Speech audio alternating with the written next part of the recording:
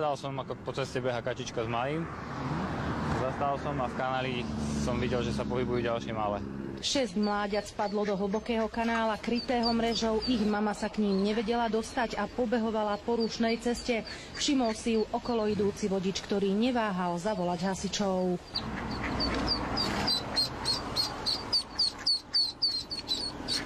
Za mamičkou. Moje, aké si rýchle. Zlaté to je. Upozorňovali odstavenými blikajúcimi autami okolo idúcich vodičov na to, že sa na ceste niečo deje, aby spomalili. Ďalšie mláďa uviazlo na druhej strane cesty.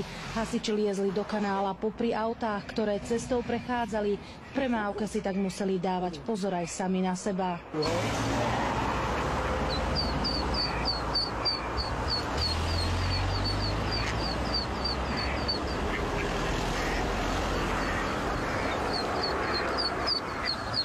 Behala určite aj s malým, zo 3-krát by ich tu už bolo zrazilo.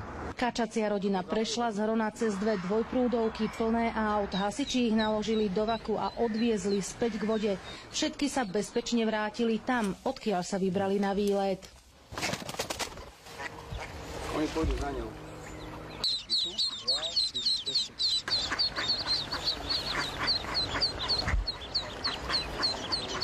Z Banskej Bystrice Katarína Kováčiková, televízia JOJ.